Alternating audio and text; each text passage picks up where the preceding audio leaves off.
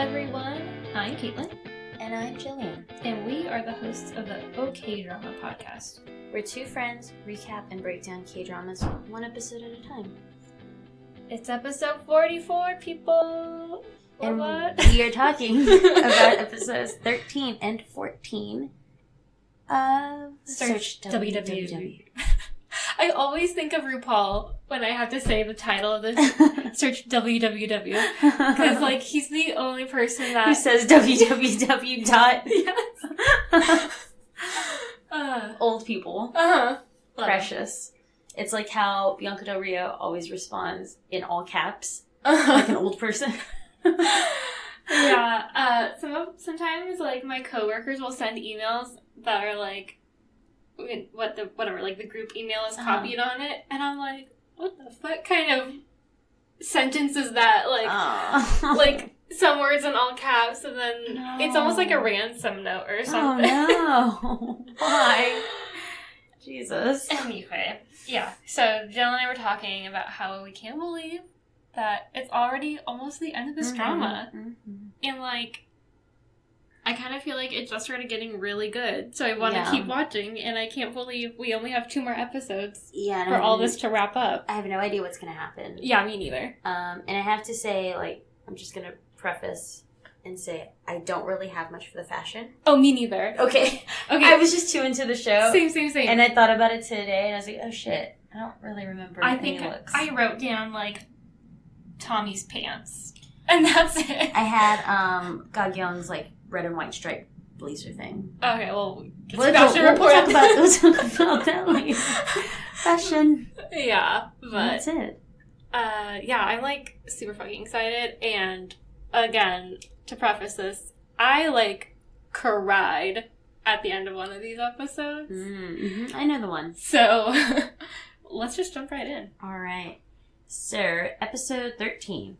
We start back at the recital, and Tommy is shook for the gods. Mm-hmm. She stays in her seat. Morgan walks out ahead of her, and she sees him give the piano teacher flowers, and he's congratulating her and basically asks her to work with him on a new project that he and his team are doing. Mm-hmm. And she's kind of just connecting the dots again. It's that one meme of that woman with all the math symbols just like staring off into space. It's her like kind of remembering all of these moments from the past. Yeah. And the piano teacher gets in, like, someone who knows the piano teacher comes over, and she's like, and who is this? Uh-huh. And the piano teacher fucking straight up is like, my first love. Yeah. And I was like, damn. She has no filter. Oh my God. Again, we'll get into her later, but I'm like, damn, bitch. I would never say that. Oh, no. I would never. I barely call Alex my I would say, this is an old friend who I went to school with. Okay, bye. Yeah. I wouldn't come anywhere near saying that. Very ballsy. Especially for not having, like, talked to him or seen him in so long. Like, yeah, she had, like, 1.5 meetings with him. Very forward. Maybe. Yeah, it is. Which, I mean, good for her. Like, yeah. And her friend is just like, I don't think it'll be just friends for long. First love for long. Whatever the fuck she says. So like, awkward. God, dude. Oh, yeah. I think she says, like, well, it won't be your last or something like that. Yeah. Ugh. Or, yeah. I don't know. Yeah, poor Tommy. It's uncomfortable. So Morgan turns around at that moment, but Tommy's gone from wherever she was standing in the background, kind of where she was creeping. Mm-hmm. He tells her that he didn't realize she felt that way. He tells the piano teacher, and they go out for a meal, and they basically just talk about work stuff. Nothing crazy interesting. Yeah. Tommy then calls Morgan and asks to meet him, and she thinks back to the time she tried to break it off in the past. She asks him how he thinks they'll end up, and he says they'll end up loving each other. They talk about why they haven't contacted each other, and she asks him to buy her earrings since the ones she bought after they spent the night together were lost. She does not say how they were lost. Yeah, and she looks like really fucking annoyed. Like, yeah, she says something like, I lent them to someone, and then they lost one of them, and that really made me mad. Yeah. But she doesn't come out and say who or anything. Uh-huh. And at this moment, it must be really fucking hard to not spill the tea and be like, I fucking know that person. I was at that recital you were at, and I know her. Yeah, I am so not, like, a stoic person, so Uh-huh. I would be like, hello. Like, What? I would probably do what she did and just, like, run out of that concert hall and be like, blah. I think I would either, like, just ghost that person, I think I would try to ghost, and then they would be like, what's up? And then I'd be like, my piano teacher. and this. Yeah. Yeah, it would all come, like, crying out of your body. Yeah, 100%. I feel you. So he gets her earrings, and he ends up buying her a necklace to match as well. Mm-hmm. And then he finally asks what's up, and she asks if she should let him go. Again. And then they end up fighting about the thought of her, quote-unquote, letting him go. And he feels like if she even thought about it and was able to say it out loud, she doesn't love him. And he feels like he is the one that is holding on to her desperately, and it's too much. And then he walks away. He's very good at walking away. Yeah. For someone who's clinging on, quote unquote, clinging on to her, he walks away a lot of the time. Yeah, it's so complicated. I know. And even more complicated because she knows everything at this point. Right. He knows nothing. Right. And I think it must be frustrating, like, obviously I'm not in my late 30s. We're more like Morgan's age at this point. But, like, for her to have the not only, like, clarity of just knowing all of the pieces, but just for her to have, like, the life experience to be like, I already know this type of thing. Yeah, like, I don't want to fucking mess around. I mean, I know she doesn't want to get married, so I guess she technically does want to mess around, but she doesn't want it to be messy. Like, it's, I feel bad for everybody. They're like, just, they're very complicated. Yeah. I don't know. I feel like they should have ended it a while ago. Yeah. To be honest. I mean, because the thing is, like, if they knew they had these different goals for the future, I feel like they should have set rules from the beginning. Yeah. Like, we're not going to talk about marriage. We're only having fun. Like, Yeah. We know, like, we're not going to move in together. We're not going to get married. Like, this is only for funsies. But for her, like, she just kept thinking, he wants to get married. He's going to want to get married. Yeah. So, it's like, are you dating or not? Like, it's one thing to be, like, fuck buddies or whatever. But they're basically acting like they're dating, but they know they're going to break up. It's so weird. It's just... Or she keeps saying that. Yeah, he doesn't. But it's like, but no, dude. I mean, like she said, if they don't break up, one of them is going to have to give in. And, like, that sucks. And So, yeah, they should have... They should have broken up in, like, episode 6. And Probably, and then we wouldn't have the rest of the show. Well, we'd have Scarlett and we'd have Gagyeong. Honestly, the more, like, compelling versions. Yeah, for stories. Yeah, agreed. So, back to the crazy mother-in-law. Yes.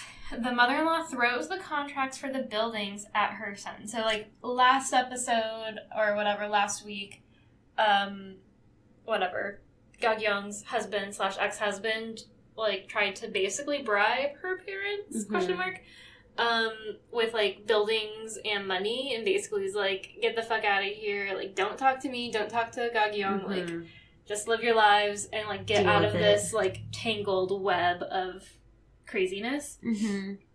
And so, his mom throws those contracts, like, across the table at him, and she tells him that Gagyeong's parents took her side, as in the chairwoman mother-in-law's side, because they want to stay in power, which is so fucked up. Yep. And the son looks, like, really pissed, like, really angry, and basically says, y'all just wait until you no longer have us.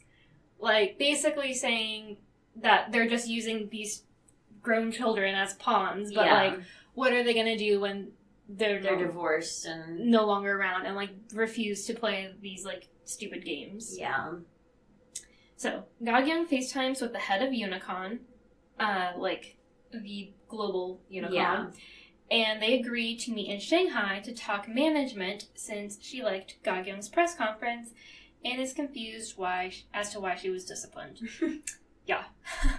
Ga-kyung then gives the consent form to the CEO, the one that Tommy signed, and they loosely threaten each other, basically, like, I don't know, yeah, loosely threatening about work stuff. This is the CEO with the hair always pulled back. Yeah, I think CEO Na, or something. Yeah. Yeah. Right. Basically like, well, this is how I would do it, and blah, blah, blah, blah. Again, kind of boring work stuff. Ga-kyung tells her that she hasn't decided whether she's getting divorced or not. And then the CEO goes snooping in Ga-kyung's office, I guess, for dirt on her. These people. I know. I'm like, just get your paycheck and get a hobby. Go home. Go home. Where is your family? Watch some TV. People you actually like. Yeah, like, you have so much money. Just... Go on a spa. Yeah, seriously. I don't know. Back to Tommy. She has an awkward conversation in the elevator with the dude from the search list team, and he kind of calls her cool but cutthroat, and she seems to be taken aback by that and not super happy with his description of her. I felt like they had some chemistry. Mm-hmm. I kind of felt like the whole time, like, oh, maybe Tommy's gonna meet, like, a guy more her age. Mm-hmm.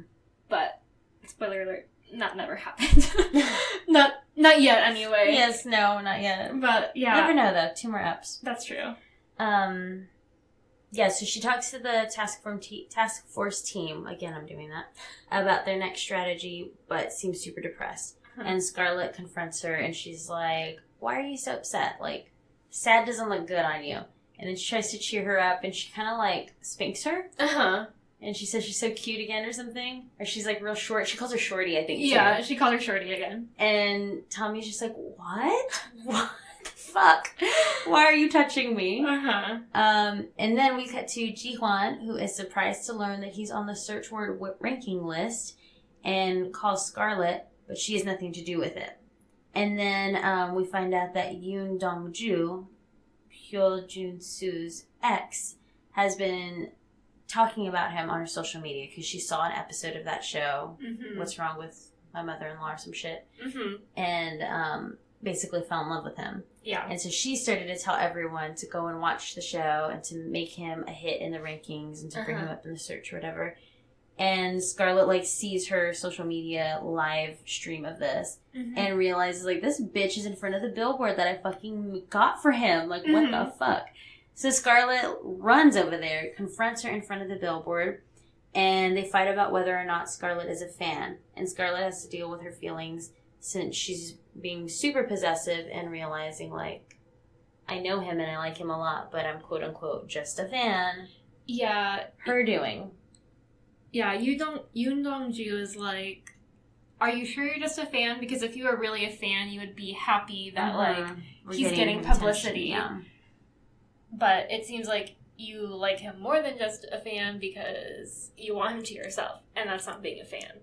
It's yeah, like, and all this fan talk is she's crazy. basically saying, like, well, why do you get to be the only one that likes him? Like, he's a celebrity and he's on a billboard. Maybe you shouldn't have put his billboard up here for everyone to see and fall in love with. Yeah. And then Ji-hwan shows up in the subway and he sees the 2 women fighting in front of his billboard, and Dong-ju just, like, loses her mind that he's there in front of her in person. And she's trying to talk to him, and tells him not to get involved with Scarlett. She's like, oh, you shouldn't, like, be nice to your fans like that. Like, get the wrong impression and stuff. Yeah, and she's like, also, like, she's kind of crazy. So, back off of her. At this point, Scarlett's kind of watching as they talk, and she's very flustered. She looks super upset, and she runs. Those 2 fucking always running away. Running away in front of that billboard. Ji-hwan goes after her, and she runs really fast. She's a fast runner. She asks why he ran after her, and he says it's because she looked angry. And she says she is angry, but doesn't know why. Girl, come on. I know, you need to be more in touch with your feelings, Scarlett. She tells him they need to start behaving properly and not contact each other anymore. And then she walks away. And he's super sad, all upset, walks away too. Ay, those 2. It's so frustrating that they just don't say, I like you. I know. I like you more than a fan. I like you more than an actor likes a fan. Yeah, you don't have to be all freaking piano teacher about it. But you can just be like, I'd like to spend more time with you. Mm-hmm. Let's have dinner. Yeah. I don't know. So back with Gagyeong. Yes. She meets with the lady from the Unicon head office, the one that says unicorn. Mm-hmm. Mm-hmm. Unicorn? She totally says unicorn. Unicorn. Unicorn. Unicorn. Unicorn. I kept hearing unicorn. I know. Head office, and she spills the tea on the leadership at Unicon Korea. How it's fucked. Yeah. So and bad. basically, she's like, there's nepotism, there's like bribery, there's a whole bunch of bullshit involved. So the lady from the head office is like, okay, thanks for telling me all this, but like, aren't you involved with this too? Mm-hmm. Because I think Gagyeong essentially like insinuates that the KU group is behind all of Unicon Korea. Like, you know, whatever, the puppet master of that whole team. And she's like, okay, but aren't you the most involved with KU group? And she's like, maybe not for much longer. Then Morgan's game is on the search word ranking list, the game that he like composed the music for. Uh-huh. And Tommy looks like super depressed. I think it's just like Tommy being depressed, and she just keeps being reminded of Morgan. Yeah. And she calls Brian and asks if she can hang out with him. Brian is just like living his best life. Yeah, absolutely. It's amazing. I know. So we cut back to Gagyeong, and she tells the Unicon lady that she'll get a divorce if being connected to KU Group is her only flaw. And the CEO meets with the mother-in-law, and it looks like they're scheming. Mm-hmm. Gagyeong speaks very good English, by the way. She does. Yeah, I noticed that. She speaks better English than I feel like Morgan does, for someone who lived in Australia for quite some time. Yeah. Like, totally. his English isn't bad, but I feel like hers is a lot better. Yeah, she can, like, she has, like, the proper inflections and Mm-hmm. things like that. Alright, so Scarlett is masking again, and that mask looks amazing. I know. And she gets all upset when she hears a commercial with Jikwon in it, and she goes to a fortune teller. And at first I was like, oh god, another embarrassing fortune teller, why though moment. But he actually wasn't that bad. He wasn't anywhere near like the Bongsoon fortune teller or the monk or any of those characters. It's just like, what the fuck? He seemed like normal fortune teller crazy. Yeah, just a little bit weird, but not like cringy weird. Yeah. Why though weird? But if you think of like fortune tellers, Western fortune tellers, they're also kind of kooky. Yeah. Yeah. And he ends up saying that Ji-hwan, is a good guy, but he's leaving soon. And then they cut to him holding a letter, looking very upset. Mm-hmm. And we're like... hands in his face, yeah. or face in his hands. Whatever. We can, I think, figure out what that letter is, considering Korea, and everything that I've learned about Korean culture and the military and stuff, whatever. Yeah. That's immediately what I thought of. Yeah, I mean, and this just, like, brought all of my, like, K-pop idols and the military anxiety to the forefront again. I'm like, no, they don't have much time. Alright, so upsetting. Tammy goes to meet Brian, and his friend Tik is there, ? And seems like a really nice guy. Tommy sees all of the drinks and says that his junior called and asked if he could come. And it turns out it's Morgan. Yes, and Jill was right about it being the same dude. The one that he was fishing with? Yep. When I asked earlier on in the series, it was like... Because Morgan went fishing first, right?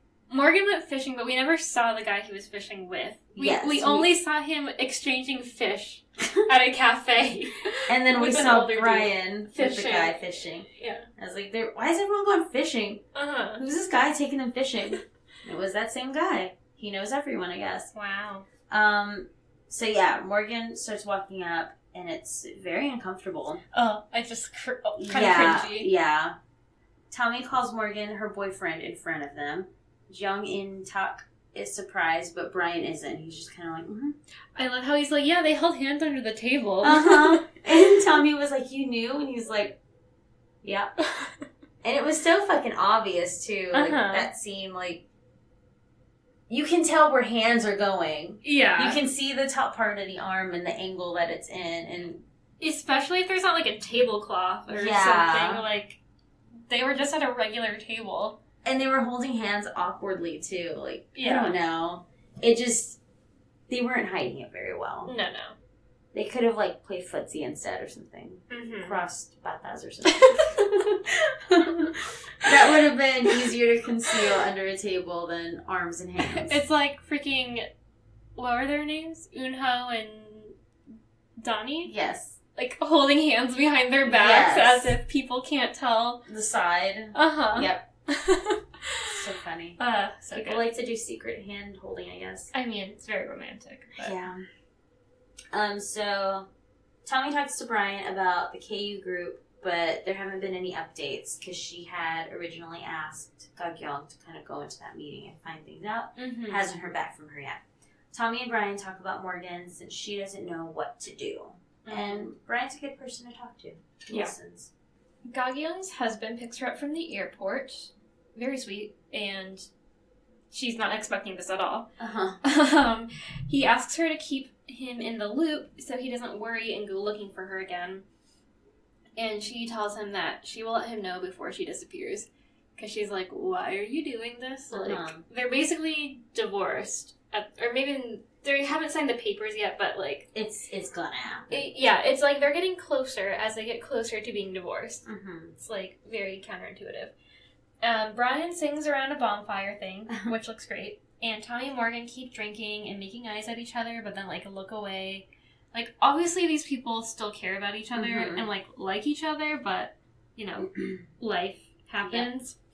Yeah. Morgan gets up in the middle of the night while he thinks the old dudes are sleeping. And they're all side by side, too. Which I loved, that they were, like, pretending to snore and stuff, So stupid.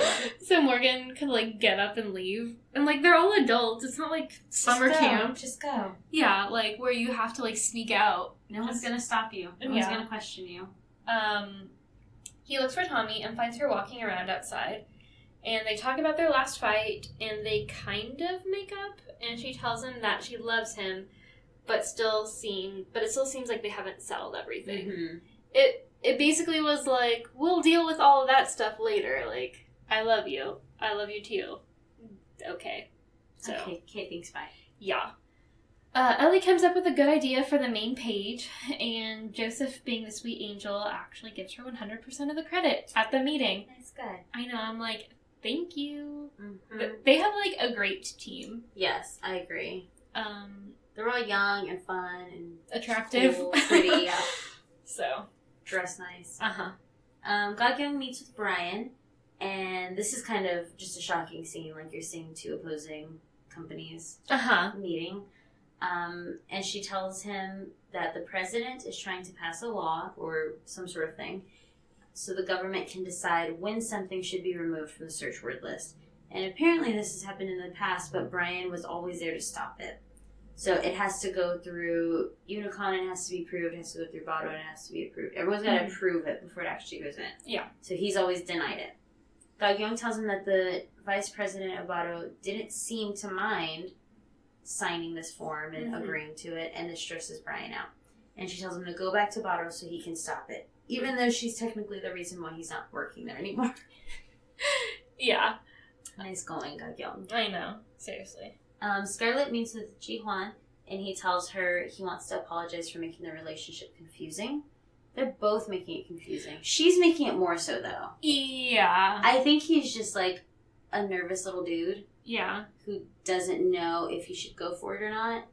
And then she acts like she likes him, but then she's like, I'm a fan. But then she, like, pumps the brakes. Uh-huh. Yeah, and he's not gonna be, like... Yeah, he's not the type to seem, like, kind of aggressive. Forward, yeah. Forward. Mm-hmm. So he's just, like... I think if he she says she's a fan, then that's gonna be it. Yeah, he's, like, respecting her space. Mm-hmm. But it's like, God damn it, Scarlett. I know. She apologizes, too, and says she was more mad at herself. He tells her that he wanted to say bye to her and thank her before he leaves for the military. And then he says a bunch of romantic things, and then they have a sort of romantic handshake-ish. Mm-hmm. Like, they both, like, reach out. It's like they're holding hands, but they're handshaking goodbye. Mm-hmm. It's really weird, but, like, weirdly romantic. Yeah. He leaves, and Scarlett looks like she's about to cry. She's got a tough exterior, but yeah, she's very emotional, I feel like. She's really only tough with crap men and Tommy. Annoying women. Yeah. And Tommy, yeah. But with Ji-hwan and Ga-kyung and Tommy drunk, she's like, oh, like a little puppy. Yeah, absolutely.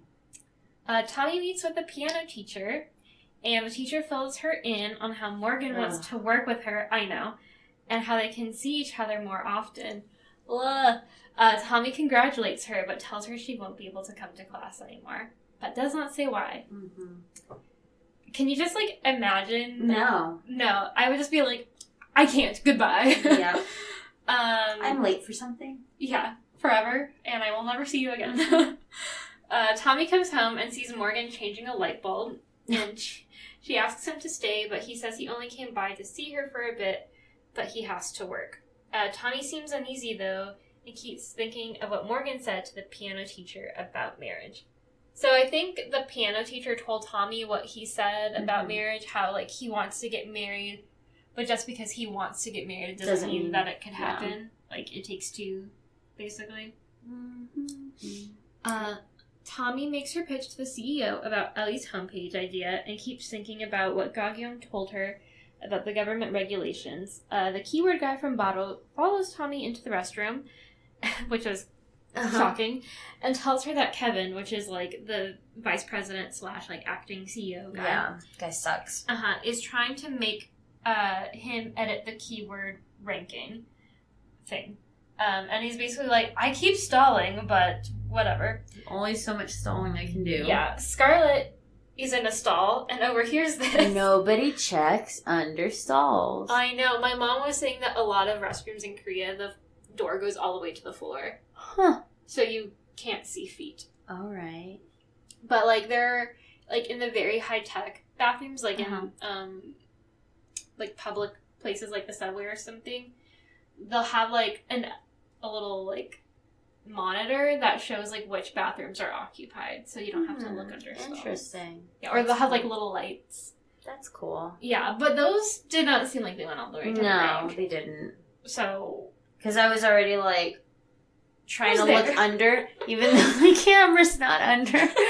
It's that thing where I'm just like, is anyone there? Who goes there? Yeah, I keep, like, reaching my neck out, and I still can't see because it's not in frame. The cameraman's not showing me, but I want to know. It ended up being Scarlett, though, so all was well. Yeah, she's on their team. Yeah.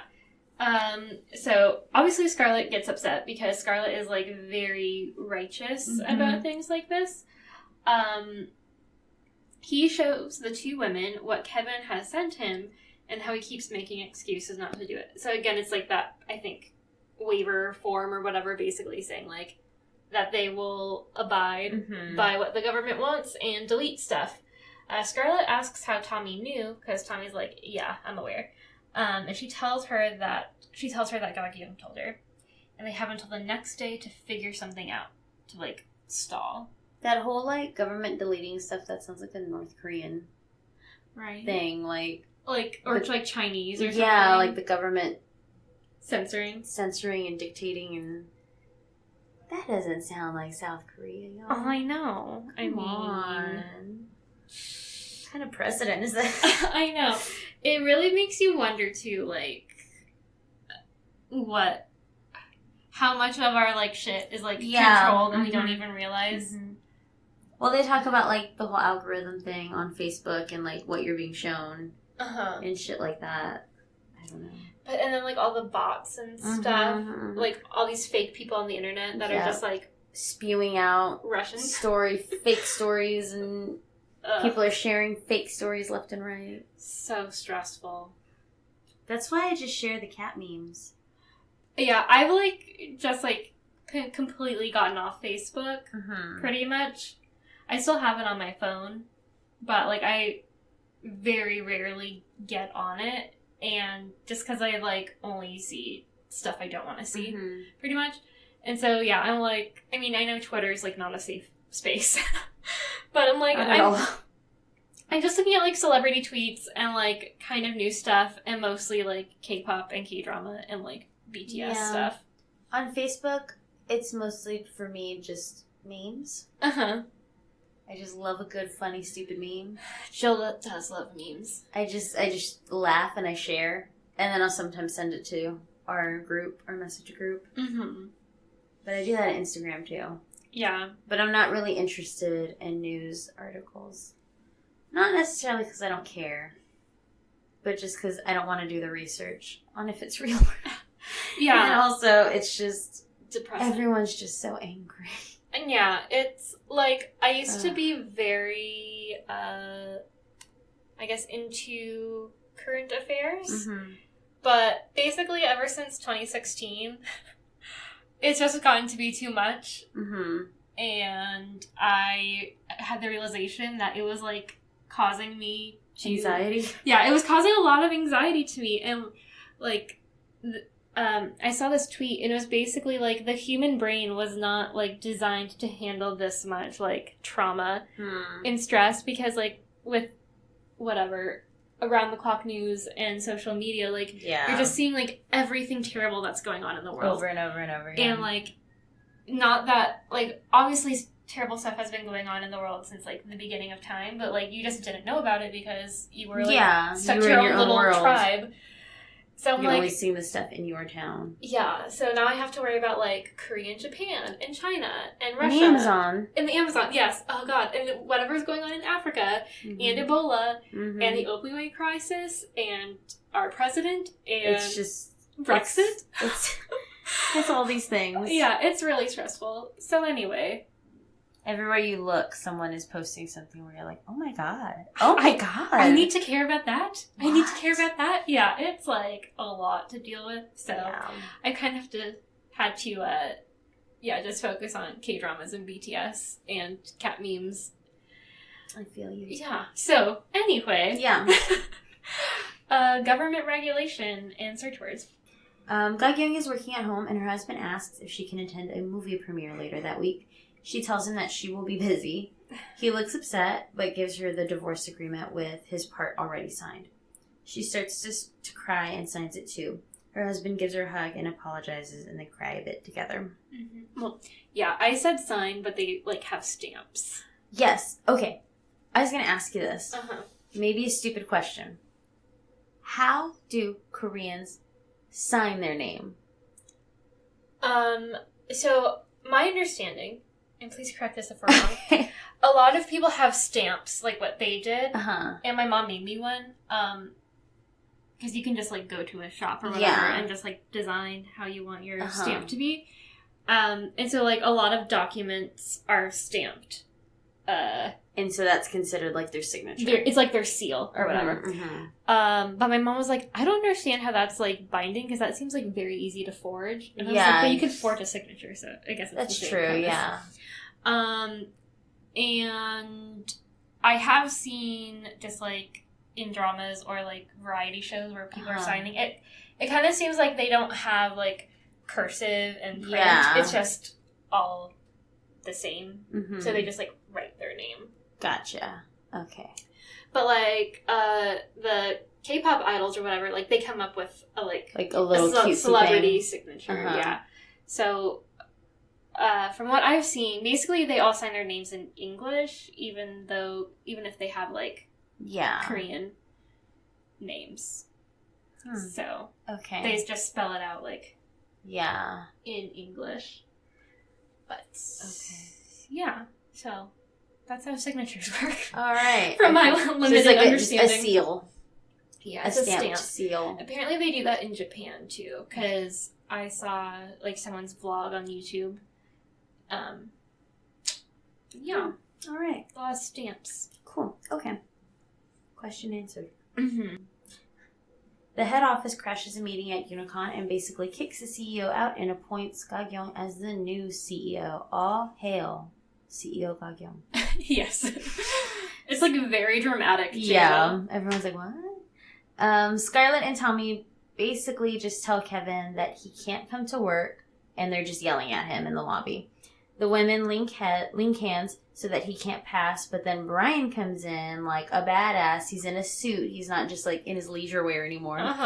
And he says he is back as CEO and will now make the decisions for Baro. Damn. He tells Kevin that he's been working hard and should take a day off. Brian's the best. I know. I really love Brian. Yeah. I know this is, like, very nerdy, so I'm not gonna say it.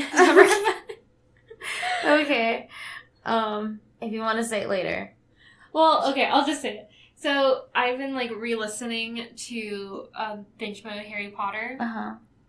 And, like, they keep talking about, like, how Dumbledore in the books or whatever is, like, super cool. Like, just his dialogue and stuff. And, like, that line reminded me of something. It's just, like, kind of, like, a flex. Like, he's flexing, like, you're not needed here anymore. But, like, in a very nice way. Yeah. I can see that. Okay, so then we cut to Ga-kyung, who's walking into Unicon like a super badass.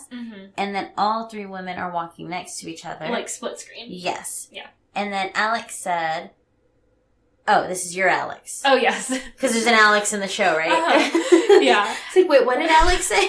I know, I was like, huh? Yeah, so my Alex was, like, walking by, and it's like, I don't know what's going on, but they're in charge of the shit. That's true. This is correct, Alex. Yeah. So funny. Job. Good observation. So that was the end of episode 13. I feel like a lot happened, but at the same time, not a lot happened. Yes. Like, Tommy and Morgan got nowhere. But... it was a fight, and then they were okay-ish. Yeah. And Brian and Ga-kyung are back in power. So, on to 14. That's important. So we start 14 with Ga-kyung in her office as the CEO, and Brian back in his office as CEO of Baro. Both Brian and Ga-kyung decide not to sign the document that would let the government dictate the search word ranking list. Good on them. Yes. Ga-kyung's husband watches the news about Ga-kyung and Brian becoming CEOs and reviews their divorce agreement. The old CEO goes to the chairwoman, the old CEO of Unicon, the ponytail suit lady. Yes. And the chairwoman is, like, such a bitch. Like, it is crazy. She's, like, I keep saying this, but she's, like, a sociopath or something. Yeah, she's nuts. The old CEO kneels and begs her to, like, help her out. Like, what do I do now? Because, like, I'm fucked. Everything's fucked. Yeah, but she offers no help and tells her to leave and says that they had a, quote, uncomfortable relationship. Basically, she's like, well, you just, like, fucked yourself and fucked everything here, so goodbye, and I never liked you anyway. Nice. So terrible. Like, one, I'm not, like, a crazy sociopath. That's, like, terrible to everyone. But if someone was, like, kneeling in front of you, yeah, I would just be like, it's gonna be okay. Thanks. Like, even if I didn't want to help them, I would be like, get up, collect yourself. You're very smart. You'll think of something. Like, no, she's no nonsense. She doesn't give a fuck. No, yeah, it's crazy. The president puts pressure on the chairwoman, and basically the chairwoman threatens him back. And she tells him they need a more, quote, radical plan. Whatever that means. Yeah. Brian and Ga-kyung address their respective companies, and both seem to be on a good track. Ga-kyung finds the chairwoman in her office and just starts asking about alimony, like, you're going to owe me some, are we having this conversation now? And the chairwoman gets threatening, but Ga-kyung tells her not to be stupid because if she attacks, then she'll attack back. And she pulls out photographs of her now ex-husband with a mistress, or maybe multiple, I don't know. Yeah. And the chairwoman laughs it off and basically tells her that she needs to be part of the KU group since their development department is dependent on them for AI. Yeah, she's basically like, you think you can run this company and not be involved with KU group? She's saying, like, you're going to need us at some point. Yeah, she's basically like, every fucking company in Korea is somehow linked to KU group. Wild. Yeah. They obviously don't have, like, antitrust and monopoly laws over there. Or maybe they do. I don't fucking know. Ellie's idea is doing very well. So it's basically like the rotating ad space for just people. They call it like a rolling ad search or something. Yeah. It is a good idea because basically everyone keeps going back to check on, like... what it's changed to. Yeah, and some of them are kind of sad. Yes. Just a little. Because they're not, like, straight-up advertisements. Yeah. Some of them are like, I'm trying to find my buddy from the military. Like, let's see each other before we die. Yeah. Oh my God. And one is like, my mom died.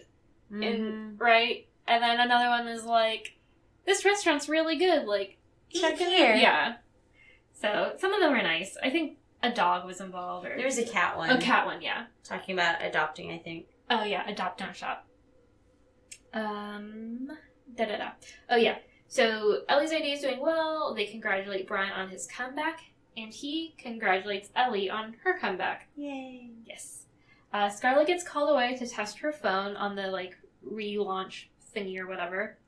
And she finds pictures of Sol Ji-hwan, I guess, as she was, like, going on the internet. Mm-hmm. Then we cut to Sol Ji-hwan looking sad and his manager telling him to be around the people he loves before he has to serve. Because Sol Ji-hwan is basically like, sorry, y'all just signed me and I have to go to the military. And his manager is, like, being really nice about it and is like, don't worry. It happened. It's fine. We're used to it. Yeah. But it's really interesting to me. I mean, obviously, like, I'm not in that culture or anything. But, like, they make such a big deal of, like, be around the people you love or whatever before you have to go serve. But it's not like he's serving overseas. You know? That's true. Like, from what... well, I think they have very limited contact with, like, the outside. Mm-hmm. But I think they get time off. Mm-hmm. So, I don't know. It seems, like, kind of dramatic for them to... for 2 years? I think it's, like, a minimum of 2 years, yeah. You can get through a G1. Yeah, you'll be alright. Yeah, it's fine. It's fine. You're still young.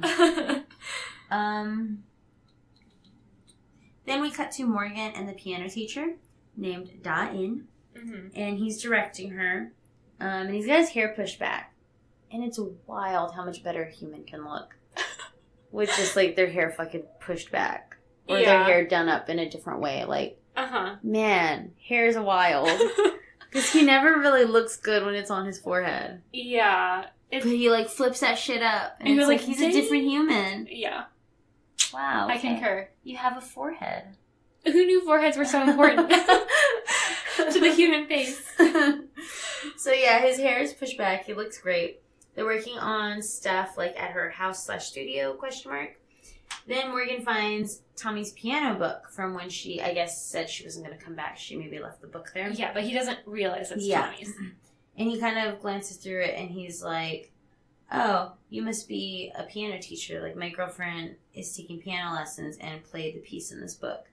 And Dawn is pretty upset because she hears he had a girlfriend. And so she's kind of putting dots together at that point. And I think that's when she's like, you have a girlfriend? And then his friend... is it that scene? I don't remember. Yeah, I think it is. His friend is like, oh yeah, you should have seen him, like, moping around or some shit. I forgot how he worded it, but basically, like... well, I think he also says, like, of course he has a girlfriend. Like, making her feel dumb. Why wouldn't he have a girlfriend? Yeah. Of course, he's got many girlfriends. Yeah, and then we see Tommy standing outside the bottle offices. She sees Morgan, and he tells her that he was checking in on his classmates' practice. It's interesting how he just says his classmates. He never mentions that it's a girl. That's true. In any of the times, which is kind of weird. Like, I never thought about that. But I didn't think about that either until he had it written as classmate. I think that's what this subtitle is. Yeah, he never mentions it. And you would think, like, there's this whole thing that happens later in a little bit in the last episode where he's talking about, like, if you love me or whatever, like, show me, or, like, show me that you're jealous, blah, blah, blah. But, like, he's kind of keeping the fact that this person he's working closely with on a project is not only someone he went to school with and is known for quite a while, but is a woman. Who likes him. Yeah. And who's pretty. Yeah, like, I feel like if Alex and I had, like, a similar situation, we would just be like, you know what's wild? Is this girl, blah, blah, blah, blah, blah. But, yeah, it's funny, because, when this summer, Alex had an intern who was a girl, or a woman, or whatever, and he was like, not that I'm, like, judging her based on her looks. It's like, but I know this is gonna come up. He's like, she's an average-looking person. Because I got, like, kind of fake jealous, / jealous, because at a previous job, he had a coworker who was, like, really pretty, and I was like, oh, shit, like, this girl's, like, really pretty, and very, like, outgoing, not necessarily flirtatious or anything, but just, like, outgoing and really friendly, and, like, I went to, like, a company outing with them, and I was like, oh, boy. Not, like, I thought anything would happen, but it's just kind of intimidating. Yeah. Like, not knowing that person well or anything. So, yeah. But anytime he was working with her, he would say, me and so-and-so. Yeah, he would say naming, not like, me and my coworker. Right, exactly. Me and my old classmate. Like, it's just, it's weird. Yeah. He should have at least said the person's name. It's very interesting. Yeah, totally. So yeah, he says that he was checking in on his classmates' practice. Tommy gets jealous and asks why he didn't tell her.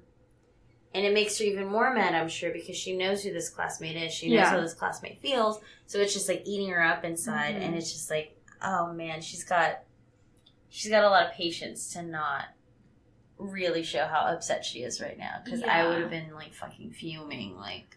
But also, it's like, girl, let that out. Yeah. That's what I mean. Yeah. Like, she's just, like, holding it in. And it's like... It's not healthy. Yeah. Like, that's cool, you can do that, I guess. But I certainly wouldn't have been able to. Yeah. And so he tells her that he thought she wouldn't care about his work stuff or whatever. And that he'll tell her TMI from now on. Too much information. I've noticed that a lot of Koreans are saying TMI. Interesting. Yeah. Just kicked off over there recently. I guess. They decided to go have drinks, and he gives her a piggyback ride. Because she's already kind of stumbling because she had some drinks at work. And she falls asleep on his back, and he tells her he's scared about being this happy. Yeah, he's like, whenever I'm this happy, something always takes a turn. And I'm like, how are you happy? Because, like... Y'all just got into a fight recently. Yeah. How are you not uneasy about your relationship? Yeah, and how are you not sensing her feelings? Yeah, because Tommy is, like, clearly maybe not as upset as she's, like, holding in, but she doesn't look happy. No, and, like, when he tells her he's been checking in on his classmate, like, her face is just, like, fucking stoic. And just no emotion. Yeah. I don't know. Yeah. Scarlett can't stop thinking about Sol Ji-hwan and sees his commercial and starts to cry. That, like, really intense... The ugly Korean-style cry. And while she's thinking about him going to serve in the military. Which is, like, me thinking about all of the actors and idols. I'm just nervous about having to go to the military. Just kidding. Ga-kyung and her husband meet up with an attorney to go over their divorce and get it filed and all that stuff. She thanks him for staying by her side, and they go to his movie premiere together. Because he's like... They basically make a comment about what they're wearing, because they're both, like, very dressed up. And she's like, I'm going to the movie with you. And the night seems to be going well. And, yeah, they also, like, get their photo taken together. Yeah, they, like, it's like a red carpet. Yeah, and they're, like, you know, sitting next to each other, and, like, she seems to like the movie, and it's a good night. But then he, like, has what appears to be, like, an assistant or henchman-looking dude. Probably assistant. But we never know. Yeah. He, like, whispers something in his ear, and he, like, immediately grabs Ga-kyung's hand, and they start walking out And it's... At this point, I'm like, is this, like, bad? Or is this just, like, really romantic? And he's like, let's get out of here. But... Let's go somewhere private. Yeah. That's not the case. No. So the task force team is busy working on the new launch when they see that Gagyeong and her husband are trending because it looks like he's having an affair with a tennis player. Mm-hmm. And Tommy and Scarlett are like, what? And Scarlett jumps to her computer. Yeah, she's like internet sleuthing. She like, wants that Jill. team. Yeah. Gagyeong and her husband hide from reporters, and then we get a wrist grab. Is this the first one? I think so. Yeah. Mm-hmm. That was a pretty good one. Yep. Unexpected. Yeah, totally. He pulls her in when she's about to leave, and it looks like they're about to kiss, but he says he just saw another person coming and apologizes. Yeah, because she's like, stop touching me, please. Uh-huh. When she tells him it feels like they're having an affair, he asks how that's possible when she doesn't love him. Yeah. Well, you don't have to be in love to have an affair, but... It's true. Whatever. Seo Ji-hwan buys a bunch of flowers from the lady in the subway. He's so nice. Yes. He's I the love sweetest. him. Yeah. He's very kind. He's got a kind soul. And I think that's what the fortune teller said too, honestly. Yeah. He's got a kind soul. He's not like the others. He talks to his dog, and the dog, like, it looks like a pet cemetery thing, where there's, like, a bunch of boxes, and it's got, like, their ashes and stuff. Oh my god. Why don't we have those? Yeah. It's just like a little shrine. Yeah, so they have those for people. Uh-huh. Yeah. We've seen those, right? Yes. Yeah. I've never seen one for pets. Yeah, me neither. I've only seen, like, pet cemetery. I know. Complete opposite. I just have my cat's ashes, like, in my room. Mm-hmm. I mean, they're, like, visible. Yeah. But yeah, it's, like, it would be nice to, like, have them be somewhere and, like, make... I guess an event out of it. Yeah, have some things there. But also, yeah, it's just like on my vanity. Mm-hmm. So, I don't know. Yeah, so he's talking to his dog and he vents about his troubles and asks the dog to teach him how to be more carefree. And then he apologizes because he's going to be gone and doesn't think he'll be able to see his dog next year. It's like, oh my god. Fucking hell, man. Yeah. Ji-hwan sees his billboard is gone because whatever. They rotate and stuff. Mm-hmm. And Scarlett... She didn't pay the next month. Yeah. Scarlett also walks by it. Him and Scarlett keep missing each other just by, like, a few minutes/seconds or something. And he goes by her house, and he realizes he lost his phone in the subway.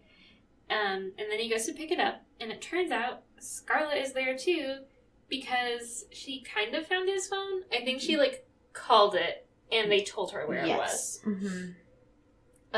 And so she ended up staying.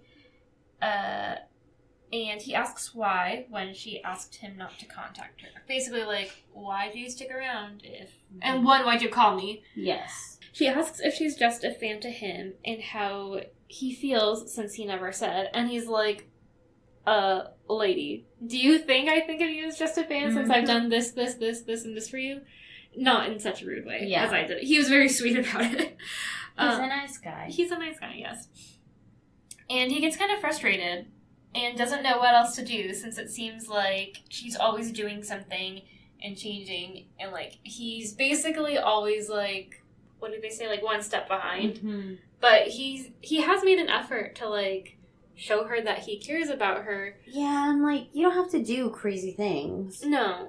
Like, she's doing crazy things because she's trying to make him a big star. Uh-huh. So she's getting this fucking, like, coffee truck to come, or food truck or whatever. Mm-hmm. She's helping to get his dog's face unblurred. Like, she's doing all of these things that she has the power to do, just based off of her work, or trying to help him become a star. Yeah. But, I feel for him. Because Scarlett is, like, very, what's the word? Has a strong personality. And is also kind of a little bit erratic. So, yes, agreed. It's hard to keep up with her. And so while he's, like, kind of venting and frustrated, she then kisses him, which, hooray. Finally. I know. But it's just, like, a little peck kiss. And after she kisses him, she tells him that she feels like she's going crazy, too, and apologizes for taking so long, since he only has a month less. And then he goes to kiss her, and it's a very beautiful And then kiss. suddenly, all of the phones are ringing. Yes. And it's like, who told them to call their own phones at this time? And they're, like, all blinking, and so it looks kind of, like, A romantic. little ridiculous, but romantic. Yes. I'm just like, what? Really funny. Mm-hmm. Ga-young's husband meets with Ga-young's father since he's upset that the affair leaked. Ga-young's father basically tells him that he's upset, but he'll forgive him and be on his side. Fuck? Okay. Thanks, Dad. It's awesome. Uh-huh. So this pisses off Ga-young's husband, and he basically tells her dad that they already filed for divorce so he can leave and not to come back since he's no longer his son-in-law. He's like, fuck you. Yeah. Ex-father-in-law. Mm-hmm. Ellie's idea has launched, and it's doing really well. And then we see some of the ads that people are going through, and, like, everyone's getting excited. People, like, from Bottle, like, Tommy are in the subway or walking around, and they're seeing that people are actually paying attention. Mm-hmm. And it's all the ones we were talking about, like the Yeah. military and the cats and stuff like that. Good idea. Mm-hmm. Morgan and Da-in, the piano teacher, go to the studio to record the song. Side note, did I ever tell you, or did Andrew ever tell you, that, like, the first time we were in New York together, there was a sign for the subway, and it was, like, it was lit up, not Brit up. It was lit up really bright, and it had, like, the bulb lighting with, like, the red and the white. It said Subway. And I've never heard this story. Okay, I looked at Andrew and I was like, wow, that's a fancy subway. What kind of subway is that? And he's like, an underground subway. Because I thought it was a fucking restaurant. Yes. It's like, whoa, look at that subway. Those lights are amazing. Why is the subway so different? And he's like, actually just a subway. But we're dumb. Well, I've never been to New York, so it's fine. Yeah, it was this fancy subway sign. I don't Okay. know. It's weird that, because, yeah, I've, like, ridden the subway in Paris and in Seoul, but never in New York, the most famous one, I would think.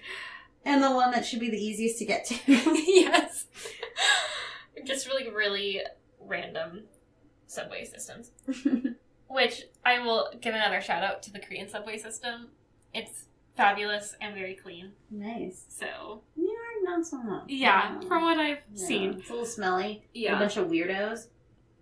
A little scary sometimes. Yeah, the thing with the Korean one is, like, there are a ton of people sometimes, and it can get kind of, like, overwhelming and hot. But, yeah.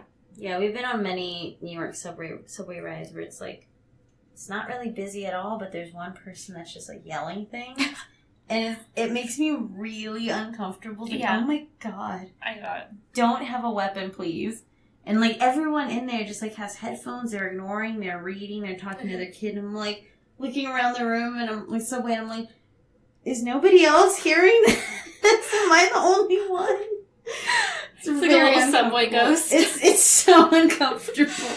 I'm trying to be cool like everyone else, but I can't help but just, like, think, like, please don't come near me. Please don't come near me. Yeah, don't have a gun, don't have a Yeah, knife. it's fucking terrifying. Yeah, I would think the same thing.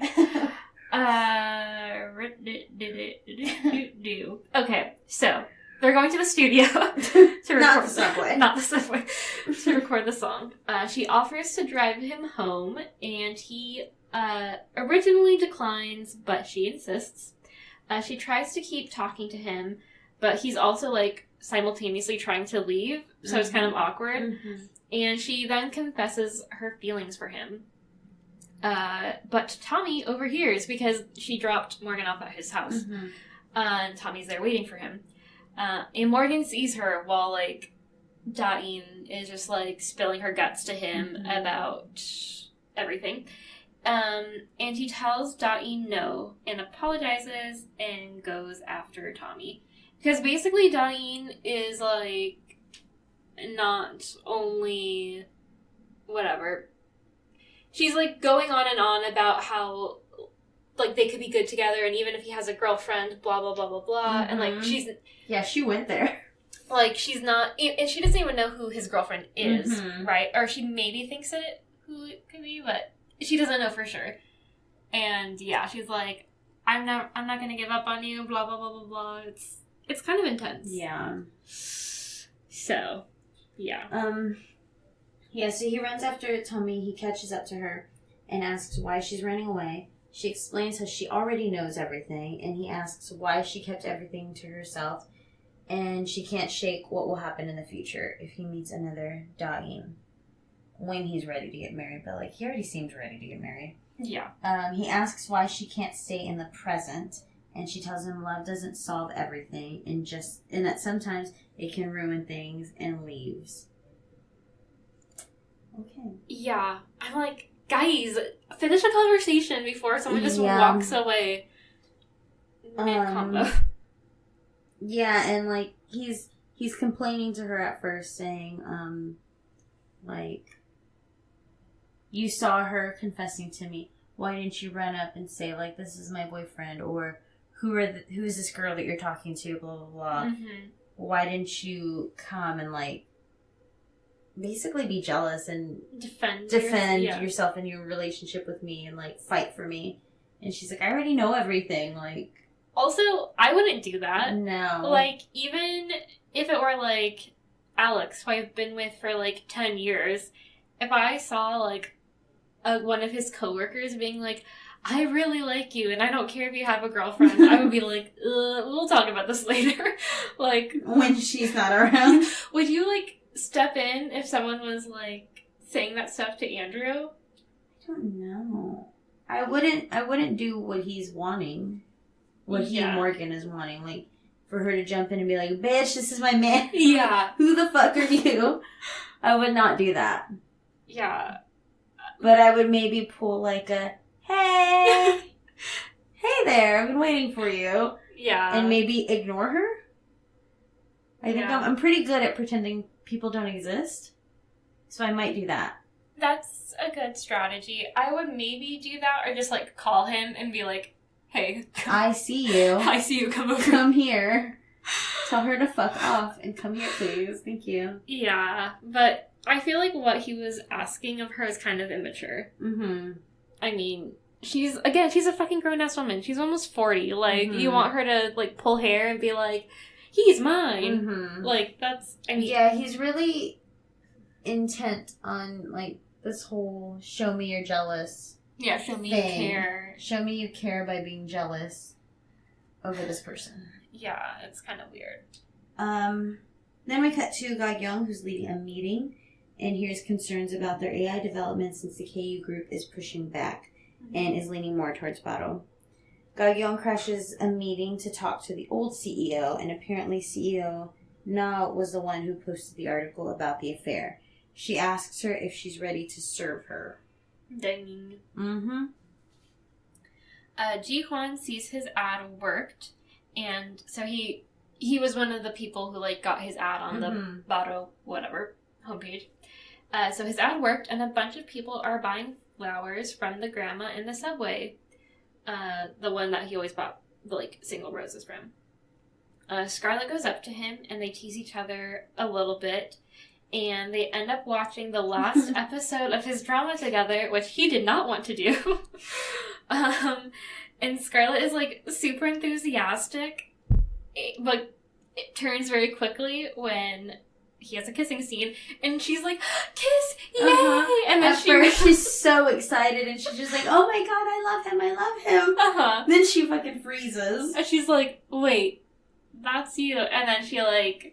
Yeah, gets all upset. And she's like, she's really pretty. And, like, goes all, like, jealous and is like, did you enjoy it? And all that, like, weird. The usual stuff. Awkward stuff. And he's like, it's just my job. It's fine. And she's like, not as pretty as you. Blah, blah, blah, blah. They flirt and play fight. And it's super cute. And I love them. Same. So...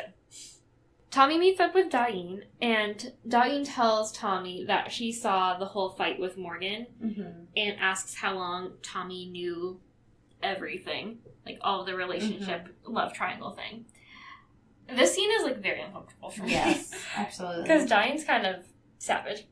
Tommy tells her that she found out about the like, love triangle thing at the recital, and that's why she stopped coming to lessons. Diane gets upset and says she should have told her, and she basically challenges Tommy and tells her that she doesn't love Morgan enough and that she could love him more. Mm-hmm. And she basically says, like, every time we hung out and you talked about him, you said that you were going to break up with him. You said you were going to stop talking to him. You said you were going to ignore him. Like, you don't want to be with him. I do. Yeah, it's kind of fucked up that she's using her, like, venting sessions against her. But also, I mean, I'm totally on Tommy's side. But I can also see where she's coming from if she, like, is super into this guy and is like... You've said all of these things about him. Yeah, and, like, he's upset. How you feel. Yeah, like, I could be better for him. I could get how... That would be frustrating. Yeah. But, yeah. Morgan meets up with his birth mom, and he asks her how she felt when she gave him up. And he's just really curious and wants to understand. It's something he, I guess, hasn't talked to her about. And she tells him that she thought he would be better off anywhere than with her. And she didn't want to destroy his future, even though she was happy with him. She apologizes, and then he tells her Tommy is actually his girlfriend. And she's, like, totally fine with it. Yeah, didn't care at all. No. She's like, oh, that's nice, sweetie. Tommy then meets up with Morgan, and we keep cutting to flashbacks of their previous talks about their inevitable demise. I'm going to say that word. They end up going to Tommy's quiet place, those steps that are outside where the phones don't work.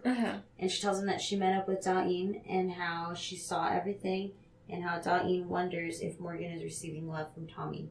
Morgan tells Tommy that Dain crossed the line because he felt loved. Tommy said she couldn't say anything back since her feelings were so strong. Since Dain's feelings were so strong. Yes. Yeah. Morgan tells Tommy he's beginning to understand how she feels.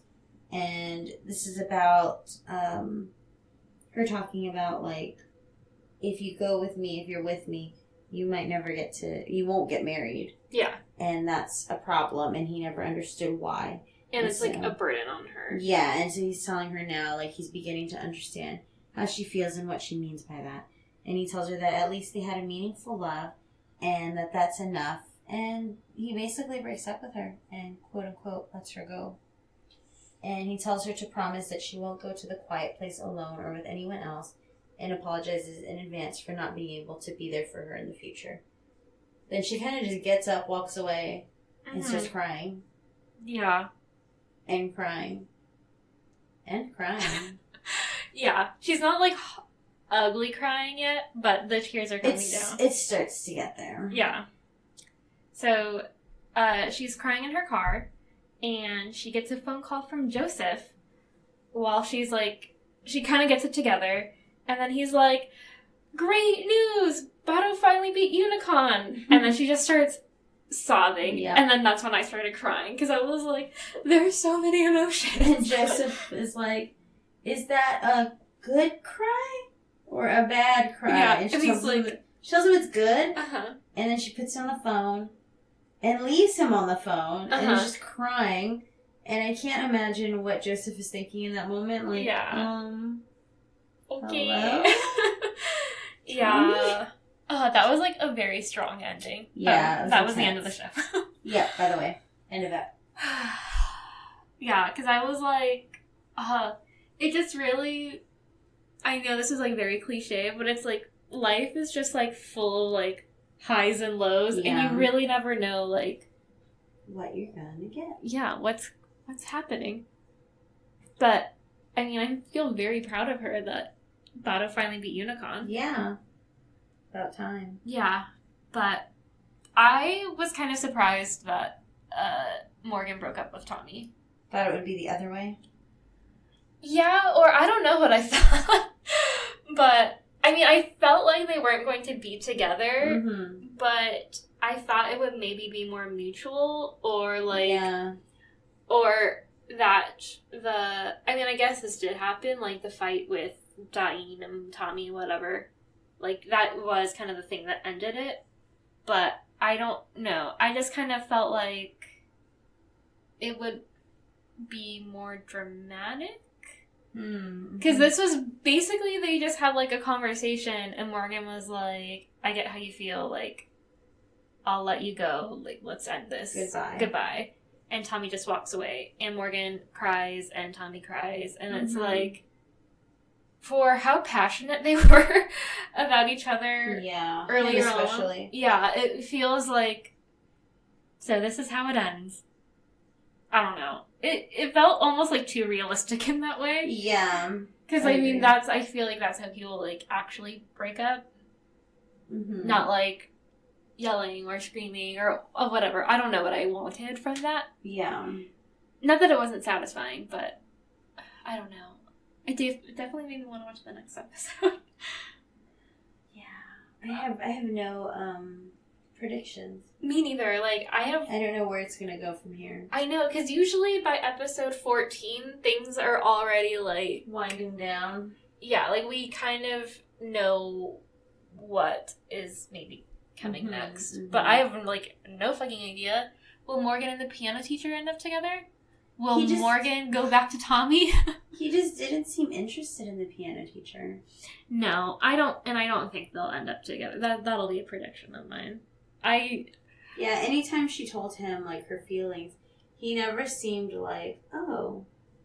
Like, that's a possibility. Yeah, like, wow, I had no idea. He was just like, okay. Thanks. But no. Yeah.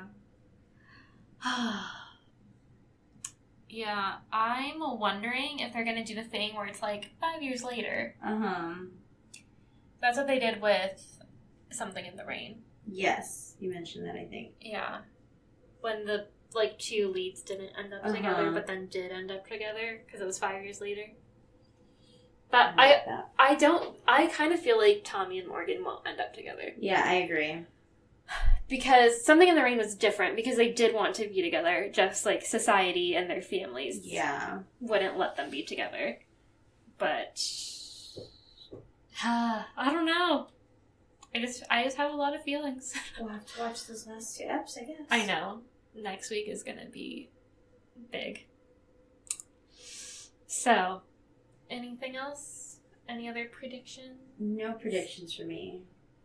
You know what? It would be good for them to flash forward, because then we can see Ji-hwan be out of his military service. Yeah. So that's a prediction. They're going to flash forward a few years. I like that idea. Yeah. I feel like they're going to flash forward. They're going to show Morgan married to somebody else, not the piano teacher. Tommy. Maybe he's working for Bato on another project, and they're going to have that thing where it's like, I'm so happy for you.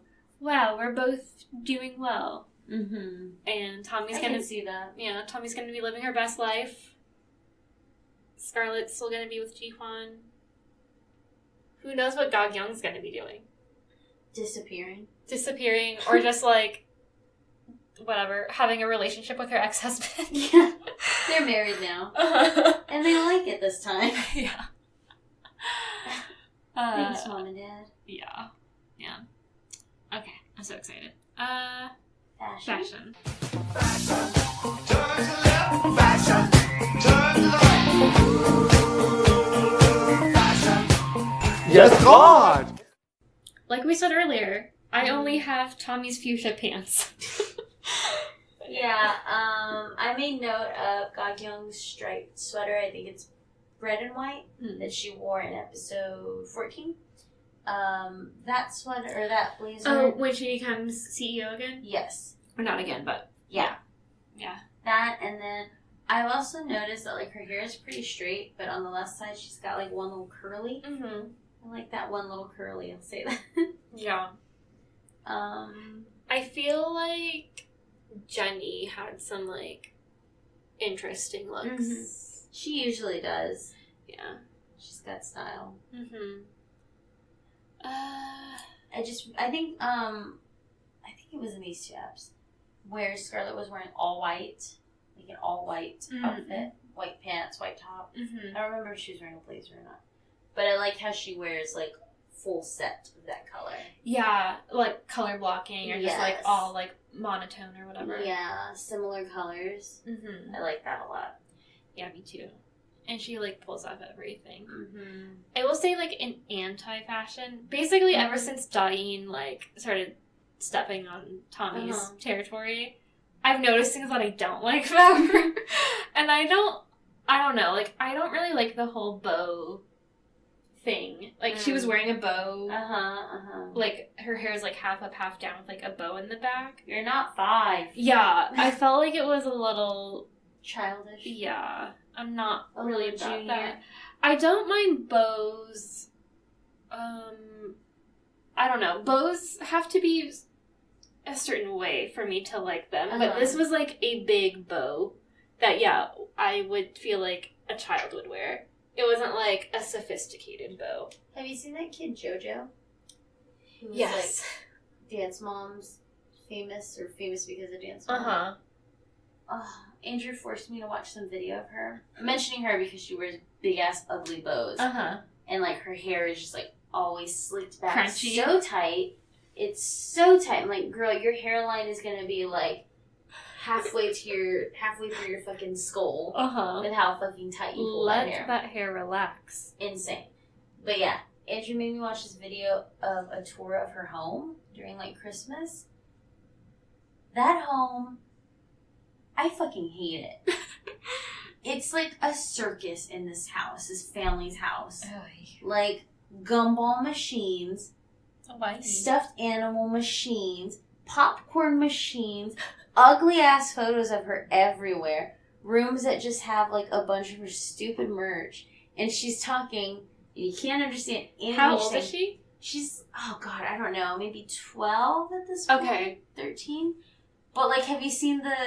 But I feel like she has like backpacks and Yes, stuff. and like Okay. elementary kids fucking love her. Like, But what does she do? she was a dancer. But she sings now? She sings now, and then she's also like a quote unquote YouTube personality. Oh. And she does videos where I don't know what the fuck she does in them. But the worst part is you can't like understand what she's saying because she just mumbles everything and she's talking like 1,000 words a minute. And there's one like video that makes the rounds on Facebook every so often, and it's her doing like an intro, and it's comparing her to fucking what's that character's name on the Wild Thornberry? Oh god, The kid that they pick up and they keep. Why can't I think of his name? I don't know, but I know I see the character the little in my head. boy. He's Yeah, like yeah. not wearing a shirt, I think. Yeah. Yeah. She sounds just like him. Oh my god. It's awful, and her house is just I cannot. It's insane. bright and gross and just it's too fucking much for me. Mm-hmm. Yeah. But bows, she's known for her fucking dumb bows. And they're too big. I hate big bows. I hate it. Someone has a baby, it's a girl, they put a bow that's like bigger than the baby's body on top of its head. I fucking hate it so much. I feel like that's a southern thing too. Oh, God. The big bows. Mm-mm. No, y'all. Just no. Don't do it. No, yeah. That's definitely not my aesthetic. Mm-mm. But Yeah. anyway. Yeah, the 3 main characters looked great. Yeah, they kill Morgan and Ji-hwan look great with their hair pushed back. Mm-hmm. So Oh, Ji-hwan had some good outfits, I think. Some good shirts. yeah, I think it's interesting. Some of the looks, I guess. And like my mom has sent me some just like pictures of random people. Like she's like, look at this outfit. But like I think he had an outfit where he was wearing like loose pants and like a loose like tunic looking thing. Yeah, those are interesting to me because you don't really see dudes in the U.S. wearing outfits like that. No. But yeah, my mom was like, my mom sent me a picture of a dude who was wearing like loose pants like that and like a loose shirt and like clogs. And she was Wow. like, clogs are really big here on men for some reason. I'm like, I've never seen a dude in That's clogs. interesting. Yeah. So that's something to think about, I Yeah. guess. Alright, clogs. Mm-hmm. Let's make it happen here. I kind of want some. I mean, I have my slip-ons, which are like halfway to clogs, but my mom had some when I was growing up, like in the 90s and early 2000s. Yeah, I feel like that's when they were besides, like, the 70s. Like, Yeah. That's just what those remind me of. Okay. I love you moment. I love you. I love you. I will always love you. I love you. I'll say the Ji-hwan Scarlet Kiss, finally. Yes, definitely. After waiting episode after episode after episode. That has to be it. Finally. It was a good kiss, too. Mm-hmm. It wasn't, like, an awkward... Because sometimes when you watch, like, K-drama kisses, it's like... One, they're often shot awkwardly. Two, sometimes it's like, So I watched this video on YouTube, and it was from, like, a talk show, a Korean talk show, and it was, like, these two actors, and they were, like, they had a kiss scene together, whatever, and one of them was saying, like, there are rules, like, in the Korean broadcasting or whatever, with, like, how a kiss can be done, and so I guess if it's on, like, a public channel, or a public, like, a, whatever, basic channel, they're not allowed to show, like, their mouths open. So that's why you just have, like, a lot of face-on-face, like, smushing kisses. Mm-hmm. But if it's, like, if it's a show shown on cable, they can, like, show, like, a kiss with, like, mouths moving and stuff. But I was like, that's very interesting. Because I have noticed, I think, some K-dramas where it's just, like, you just see, like, the heads, like, turning, and, like, the camera kind of swirls, yeah. It's like, well, I'm rotating my head. But yeah, so, this one is obviously on cable, because they were moving their mouth. Yes, they were. But, yeah, like, well, when I thought some of the kiss scenes in Descendants of the Sun were shot, like, I'm like, why are you so up close on their mouths? Like, this is awkward. Mm-hmm. And I kind of felt the same way about another drama that I watched, but I can't remember which one. It's like, back up off of them. Like, I just need to know they're kissing. I don't need to know what exactly they're doing. Yeah. Like, it's fine. I just need to get the idea that they're kissing. Got it. Check. Honorable mention? Mm-hmm. I mean, I'm liking Ga Young and her ex-husband. Yeah. It'd be nice if they would just, like, get away from their parents, tell them to fuck off, and then be together. What needs to happen is Ga Young... Okay, here's another prediction for the end. We're going to flash forward 5 years. Morgan's going to be married. Tommy's going to be living her best life. Scarlett is also going to be living her best life. Ji-hwan is going to be out of the military. Ga Young, I don't actually think this is going to happen, but I don't know. Ga Young will then relinquish her CEO position, maybe to the old CEO. Mm-hmm. And her husband will move back to New York. And she will be at the Unicon head office. I don't know if they're based in New York, but I mean, it would make sense. Yeah, that's a good idea. Because he was like, yeah, I lived in New York when I was studying film. Or maybe they go to LA, I don't know. Yeah, I like that idea. So they can, like, live their happy lives away as from far away from their families as possible. Mm-hmm. I mean, I don't know. Her family is just, like, wimps. Yeah. And his family is evil as fuck. But, like... Her family has a touch of evil, too, because he basically gave them, like, the easiest out. Mm-hmm. Like, the most comfortable, easiest out ever.